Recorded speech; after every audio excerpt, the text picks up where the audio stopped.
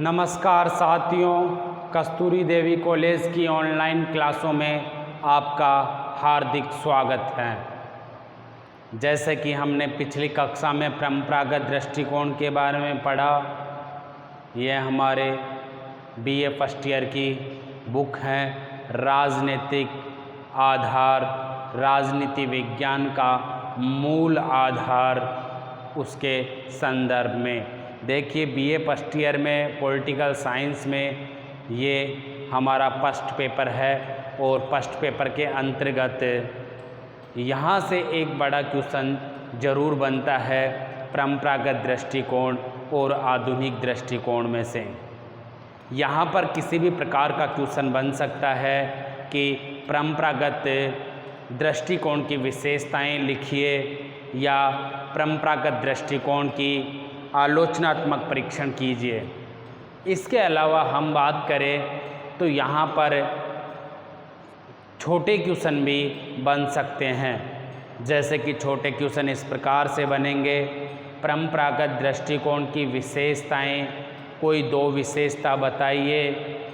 इसके अलावा अगर हम 5 नंबर के क्वेश्चन के बारे में बात करें तो उसमें हमारे यहाँ पर क्वेश्चन बनेगा परंपरागत दृष्टिकोण की प्रमुख विशेषता लिखिए, यानी कि वो 1 या 1.5 पेज में आपको करना होता है।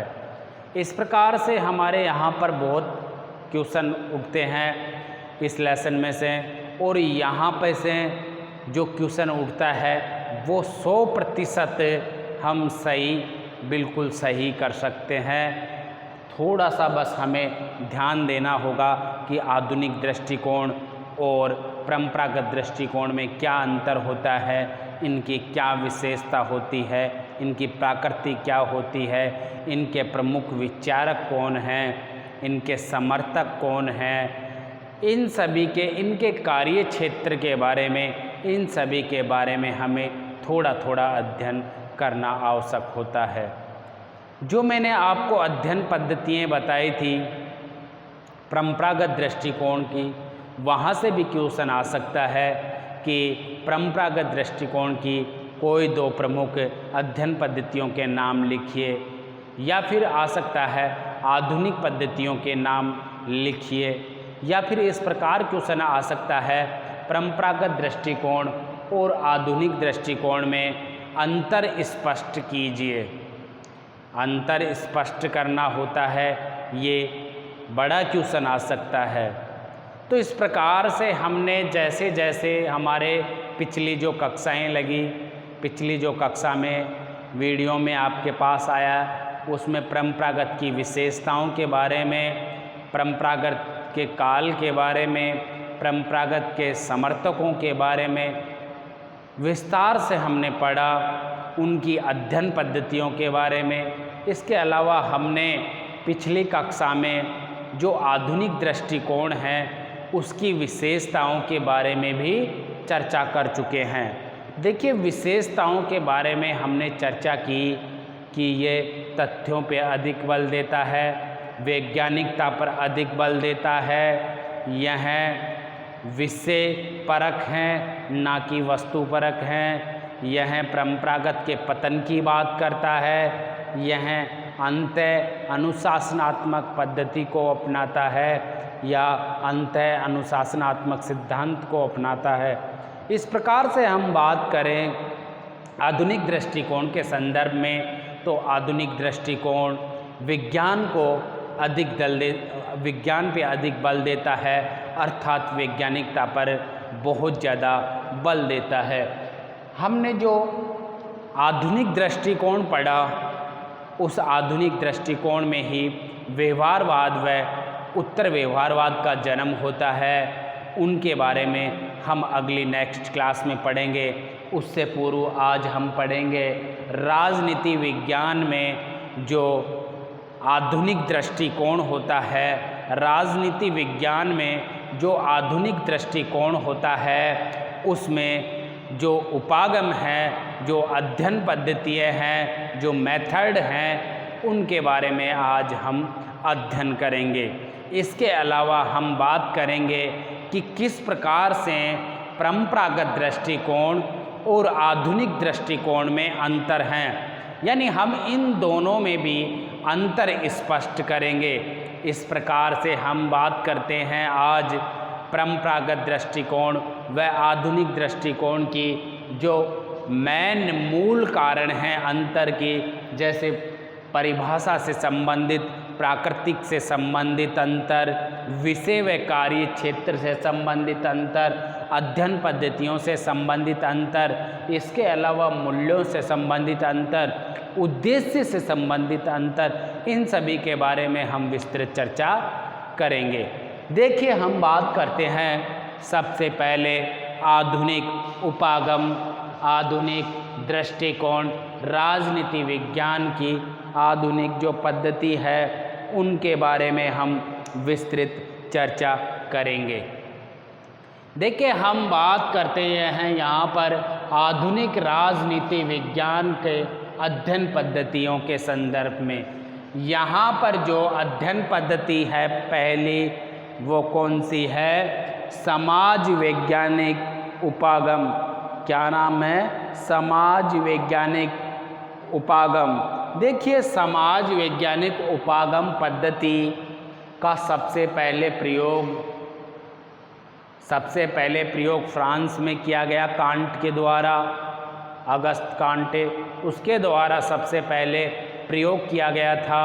वहाँ पे करने के बाद में जैसे ही उन्होंने समाजशास्त्र की स्थापना की और समाजशास्त्र में इसका वैज्ञानिक रूप दिया गया, तो उसी को यहाँ पर डेविड स्टन, मैकाइवर, इन सभी ने यहाँ पर राजनीति विज्ञान में समाज वैज्ञानिक पद्धति या उपागम को अपनाया। यहाँ पर डेविड स्टन ने इस पद्धति को राजनीति विज्ञान के अध्ययन के रूप में अपनाया। यानी कि हम कह सकते हैं कि सबसे पहले कहाँ पर आई? समाज वैज्ञानिक उपागम समाजशास्त्र में। समाजशास्त्र में तो कांटे ने यहाँ पर अपनाई इसके, लेकिन यहाँ पर हम बात करें राजनीति विज्ञान में, तो राजनीति विज्ञान में किसने अपनाया था? डेविड स्टेन, मैकाइवर जैसे बड़े बड़े विचारकों ने इस पद्धति को यानी इस उपागम को अपनाया। देखिए, हम बात करें राजनीति विज्ञान के अध्ययन पद्धति के संदर्भ में, तो ये एक महत्वपूर्ण पद्धति है। इन्होंने इस पद्धति के माध्यम से समाज को नया वैज्ञानिक रूप देने की कोशिश की, समाज का वैज्ञानिक विकास का अध्ययन किया, यानी समाज का जो अध्ययन किया एक विज्ञान के रूप में किया, एक वैज्ञानिकता, एक नवीन तकनीकी का प्रयोग करके अध्ययन किया। समाज का अधिक से अधिक विकास करने के लिए विज्ञान की सहायता ली और उसे वैज्ञानिकता को अपनाया, क्योंकि राज्य में जो समाज निवास करता है, जो सरकार निवास करती है, उसका अध्ययन करने के लिए आधुनिक दृष्टिकोण वालों ने समाज वैज्ञानिक उपागम अपनाया। देखिए, इसी प्रकार से हम बात करते हैं अगले उपागम या अध्ययन पद्धति के बारे में, मनोवैज्ञानिक उपागम। देखिए, मनोवैज्ञानिक उपागम भी बहुत मोस्ट इम्पोर्टेंट उपागम है। किसका? आधुनिक दृष्टिकोण का। यहाँ पर बात करें आधुनिक दृष्टिकोण के बारे में, तो आधुनिक दृष्टिकोण में मनोवैज्ञानिक उपागम क्योंकि बहुत मोस्ट इम्पोर्टेंट है। मनोवैज्ञानिक पहले साइकोलॉजी यानी मनोवैज्ञानिक में ही इस उपागम का प्रयोग किया जाता था, लेकिन कुछ राजनीतिक विचारकों ने हमारे यहाँ पर राजनीति में भी इस अध्ययन पद्धति का प्रयोग करके इसे नवीन शिखर पे पहुँचाने का कार्य किया। उन्होंने कहा कि राजनीति का अध्ययन करने के लिए मनोवैज्ञानिक पद्धति का हम उपयोग करेंगे तो राजनीति विज्ञान को हम बहुत ऊंचाई तक पहुंचा सकते हैं। इसी प्रकार से मनोवैज्ञानिक उपागम को कुछ विचारकों ने, कुछ थिंकरों ने माना, जैसे कि लासवेल और फ्राइडे। लासवेल और फ्राइडे जो राजनीतिक विज्ञान के विचारक थे, प्रमुख विचारक थे आधुनिक दृष्टिकोण के, उन्होंने लासवेल व फ्राइडे दोनों ने ही मनोवैज्ञानिक दृष्टिकोण अपनाया, मनोवैज्ञानिक उपागम अपनाया। इसके अलावा हम बात करें तो पेरेटो ने भी, पेरेटो का जो सिद्धांत था, पेरेटो का जो सिद्धांत था लोकतंत्र के प्रति, उसमें भी यहाँ पर कौन सा सिद्धांत अपनाया? मनोवैज्ञानिक उपागम अपनाया।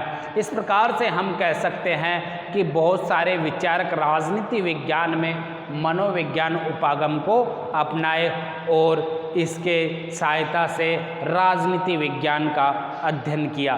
तो आधुनिक दृष्टिकोण वालों का कहना था कि मनोवैज्ञानिक जो उपागम है यह भी राजनीति विज्ञान के अध्ययन में एक महत्वपूर्ण पद्धति है।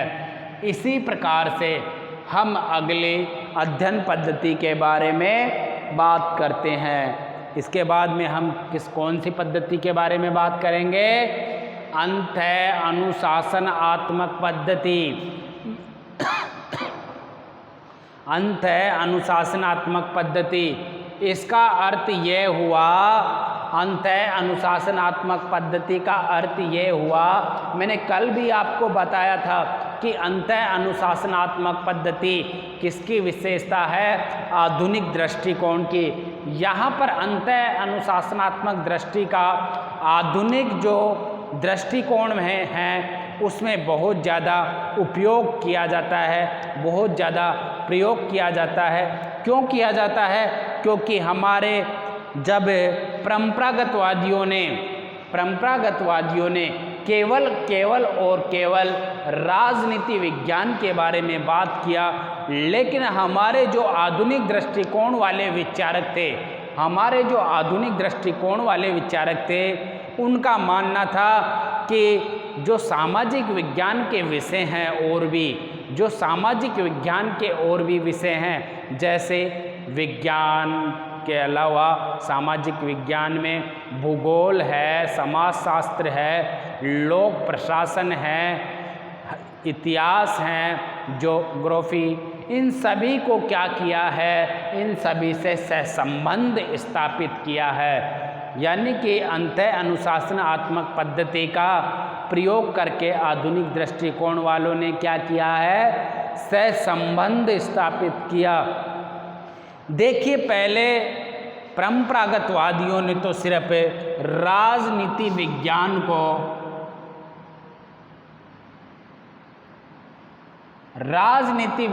को अकेला छोड़ दिया।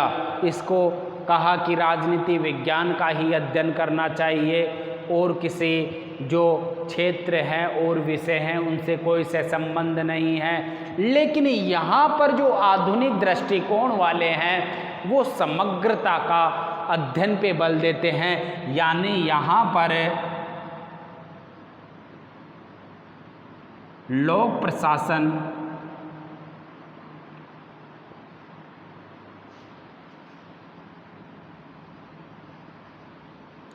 भूगोल,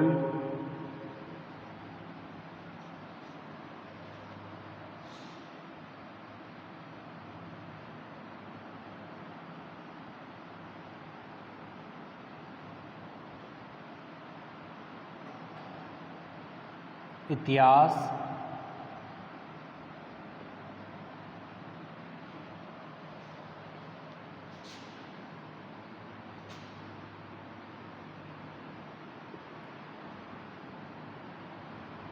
मनोविज्ञान,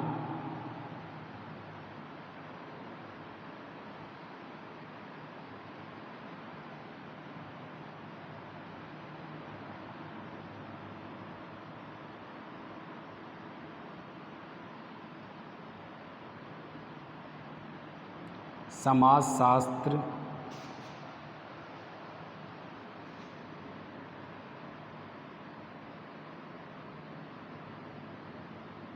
नीति शास्त्र,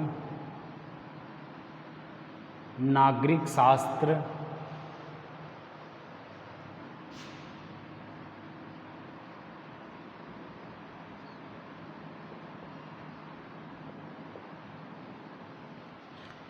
देखिए, हम बात करते हैं अंतः अनुशासनात्मक पद्धति उपागम के बारे में। यहाँ पर जो आधुनिक दृष्टिकोण वाले थे उन्होंने कहा कि राजनीति विज्ञान अकेला विषय नहीं है, इसको सबसे जोड़ करके अध्ययन करना चाहिए, यानी समग्र अध्ययन पर बल देते हैं। इनका मानना था कि मनोविज्ञान हो, समाज शास्त्र हो, दर्शन शास्त्र हो, नीति शास्त्र हो, नागरिक शास्त्र हो, या इतिहास हो, या लोक प्रशासन हो, इन्हीं सभी के साथ राजनीति विज्ञान का सहसंबंध स्थापित करके अध्ययन करने पर बल देते थे। कौन? आधुनिक दृष्टिकोण वाले, यानी आधुनिक दृष्टिकोण के जो भी विचारक हैं उन सभी ने किस पर बल दिया? अंतः अनुशासनात्मक पद्धति पर, उपागम पर। तो यहाँ पर हम बात करें तो इन्होंने क्या कहा? समग्र अध्ययन पर बल, यानी कि सभी विषयों को सहसंबंध स्थापित करके, एक दूसरे के पूरक स्थापित करके अध्ययन करने पर बल देते हैं। कौन? आधुनिक दृष्टिकोण वाले। इस प्रकार से हम कह सकते हैं कि अंतः अनुशासनात्मक उपागम आधुनिक दृष्टिकोण के लिए बहुत महत्वपूर्ण है। किसके लिए बहुत महत्वपूर्ण है? आधुनिक दृष्टिकोण के लिए, क्योंकि आधुनिक दृष्टिकोण वालों ने सबसे ज़्यादा किस पद्धति का या किस उपागम का प्रयोग किया है? अंतः अनुशासनात्मक उपागम का। अंतः अनुशासनात्मक उपागम का सबसे ज़्यादा प्रयोग किया है। इसी प्रकार से हम बात करें अगले उपागम के बारे में, तो अगला उपागम कौन सा है? व्यवहारवादी उपागम। क्या नाम है? व्यवहारवादी उपागम। देखिए, व्यवहारवादी उपागम के बारे में हम बात करें तो व्यवहारवादी उपागम भी जो आधुनिक दृष्टिकोण है उसकी एक प्रमुख अध्ययन पद्धति है। यानी कि व्यवहारवादियों में जो आधुनिकता के गुण हैं, जो गणितीय हैं, जो सारणीय हैं, उन सभी पद्धतियों को, जो व्यवहारिक पद्धति है, उसका प्रयोग किस में किया गया है? आधुनिक दृष्टिकोण के अध्ययन पद्धति में, यानी कि उपागम में। इस प्रकार से यहाँ पे क्वेश्चन बनेगा किस प्रकार से? देखिए, आधुनिक दृष्टिकोण की कोई दो प्रमुख अध्ययन पद्धति के नाम लिखिए। छोटा क्वेश्चन आएगा तो आपको इनमें से सबसे मोस्ट और इम्पोर्टेंट है अंतः अनुशासनात्मक उपागम, और आपको सेकंड नंबर पे लिखना है मनोवैज्ञानिक उपागम। ये दोनों उपागमों का बहुत ज़्यादा प्रयोग किया है किसने? आधुनिक दृष्टिकोण वालों ने। इसलिए दोनों ही मोस्ट हैं और दोनों ही हम लिख सकते हैं। इसी प्रकार से हमने आज पढ़ा कि जो आधुनिक दृष्टिकोण है उसमें कौन कौन सी अध्ययन पद्धतियाँ हैं। देखिए, अब हम बात करते हैं परंपरागत दृष्टिकोण और आधुनिक दृष्टिकोण में क्या अंतर है। अंतर है तो किस प्रकार से है? अंतर है तो क्या अंतर है? क्या दोनों एक ही हैं? क्या दोनों अलग हैं? इसके संदर्भ में हम चर्चा करते हैं। देखिए, मैंने आपको पूर्व में पढ़ाया परंपरागत की विशेषताएं, और अब पढ़ा रहा हूँ आधुनिक दृष्टिकोण की विशेषता के बाद में दोनों में अंतर। देखिए, दोनों में अंतर आप किस प्रकार करेंगे? जब दोनों की विशेषताएं आप पढ़ चुके होंगे तो आपके मन में ये प्रश्न ही नहीं रहेगा कि दोनों में अंतर किस प्रकार है।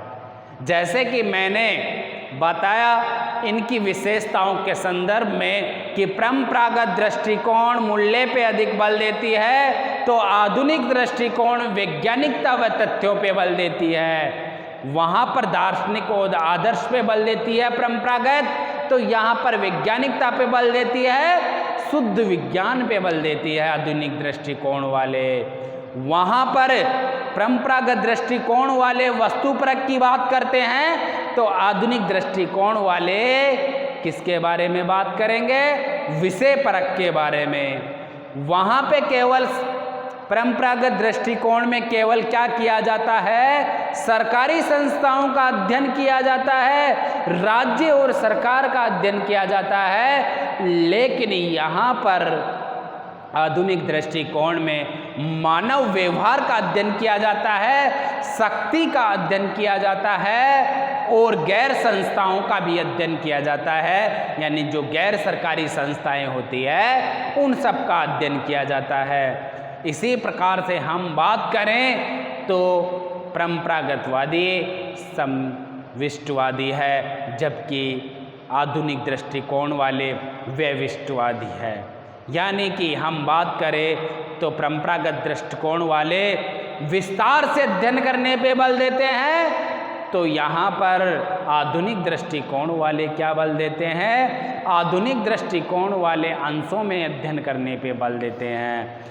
वहाँ पर एक ही इकाई का अध्ययन करने पे बल देते हैं परंपरागत दृष्टिकोण में, तो यहाँ पर अनेक इकाइयों के अध्ययन पे बल देते हैं। यह दोनों में एक विस्तृत अंतर है। इसके अलावा यहाँ पर आधुनिक दृष्टिकोण वाले हमेशा परंपरागत दृष्टिकोण का पतन का समर्थन करते हैं, तो परंपरागतवादी क्या करते हैं? उनका स्वयं का पतन का विरोध करते हैं। ये भी एक प्रमुख विशेषता है। इसके अलावा हम बात करें समर्थकों के बारे में, तो समर्थकों के बारे में हम बात करें तो परंपरागत दृष्टिकोण के कौन से समर्थक हैं? चाहे वो अरस्तु है, प्लेटो है, सुकरात है, मैकियावेली है, होब्स, लॉक, रूसो है, सेबाइन है, मैक्सी है, गार्नर है, इसके अलावा बेंथम मिल और इसके अलावा बहुत सारे ऐसे विचारक हैं जो परंपरागत दृष्टिकोण के समर्थक हैं। संत एगस्टाइन है, एक्विनिवास हैं, इसके अलावा बटनसली है, बहुत सारे और भी गार्नर वगैरह विचारक इसी परंपरागत दृष्टिकोण के समर्थक है। जबकि हम बात करें आधुनिक दृष्टिकोण के समर्थकों के बारे में, तो यहाँ पर कौन आएगा आधुनिक दृष्टिकोण में? यहाँ पर आएगा लासवेल आएगा, यहाँ पर स्टन आएगा, यहाँ पर स्टन भी डेविड स्टन इसका ही समर्थक है। इसके अलावा यहाँ पर भी आधुनिक दृष्टिकोण में भी बहुत सारे समर्थक हैं। मैकाइवर है, लास की भी समर्थक हैं। तो इस प्रकार से बहुत सारे विचारक है, आधुनिक दृष्टिकोण वाले भी समर्थक है। इस प्रकार से हमने अंतर वहीं पे हमारा स्पष्ट हो जाता है विशेषताओं में, लेकिन उनको सही रूप यहाँ पे दिया जाता है। देखिए किस प्रकार से हम पहले अंतर के बारे में बात करेंगे। परंपरागत और आधुनिक दृष्टिकोण का जो पहला अंतर होगा वो होगा राजनीति विज्ञान में परिभाषा संबंधी अंतर। राजनीति विज्ञान में परिभाषा संबंधी अंतर, यानी कि परंपरागत दृष्टिकोण वाले राजनीति विज्ञान में केवल किस पे बल देते हैं? मूल्यों पे बल देते हैं। किस पे बल देते हैं? मूल्यों पे बल देते हैं। और यहाँ पर देखिए आप आधुनिक दृष्टिकोण वाले किस पे बल देते हैं? तथ्यों पे बल देते हैं।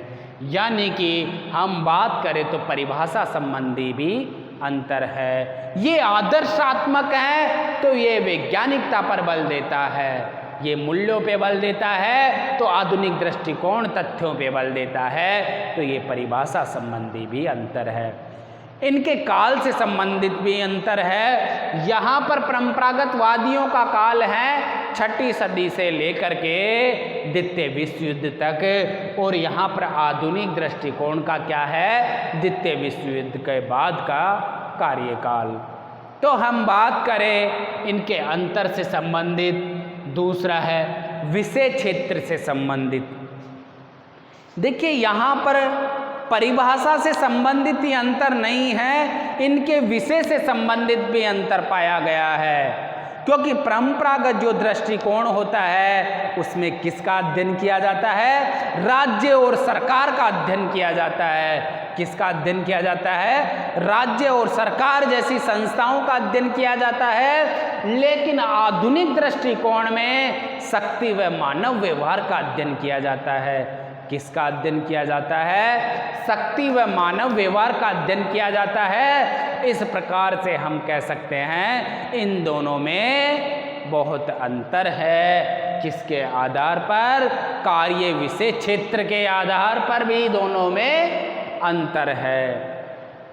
हम बात करते हैं प्रकृति के संदर्भ में कि दोनों की प्रकृति किस प्रकार की है।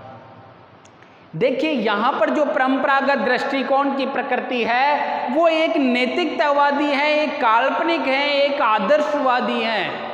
यहाँ पर जो इनकी प्रकृति है परंपरागत दृष्टिकोण वालों की, वो किस प्रकार की है? वो एक नैतिकतावादी है, एक आदर्शवादी है, एक काल्पनिक है।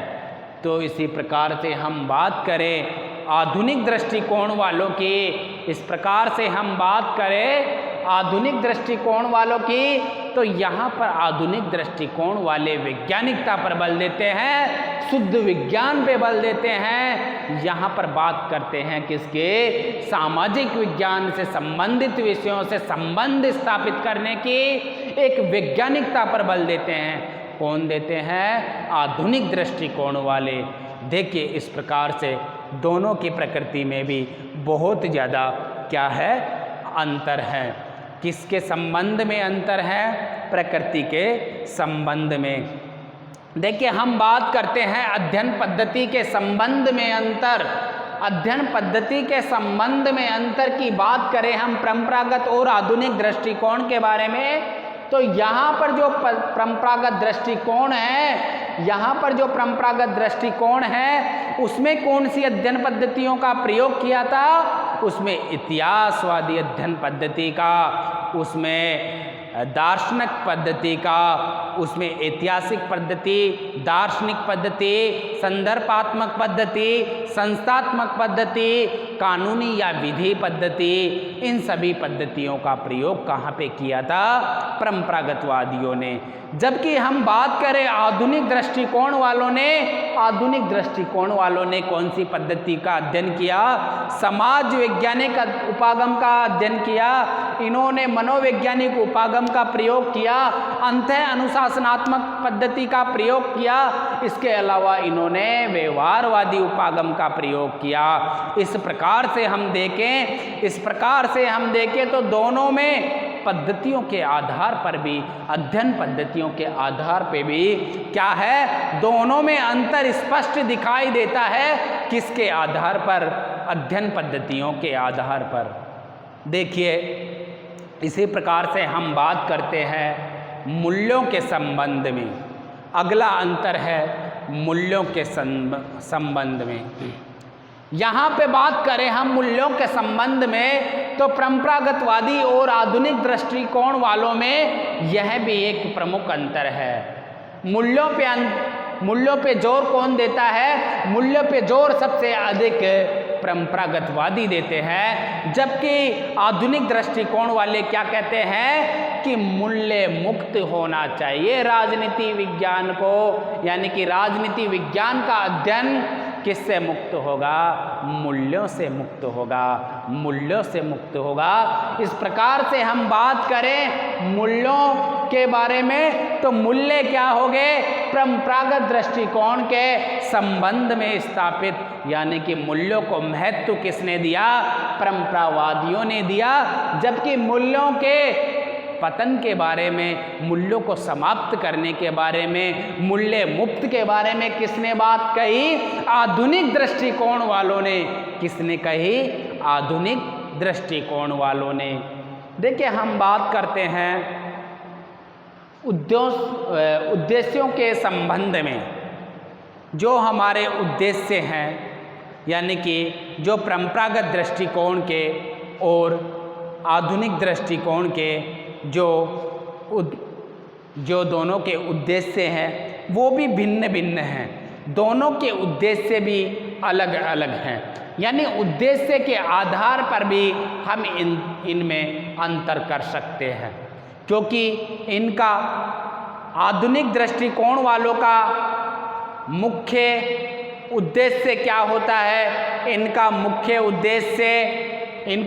उद्देश्य शुद्ध विज्ञान बनाना, राजनीति को, विज्ञान को शुद्ध विज्ञान बनाना किनका मुख्य उद्देश्य है? आधुनिक दृष्टिकोण वालों का। जबकि परंपरावादियों का इसे एक आदर्शवादी बनाना ही मुख्य उद्देश्य है। इस प्रकार से हमने आज इनमें अंतर पढ़ा और हमारा यहाँ पर टॉपिक ख़त्म होता है।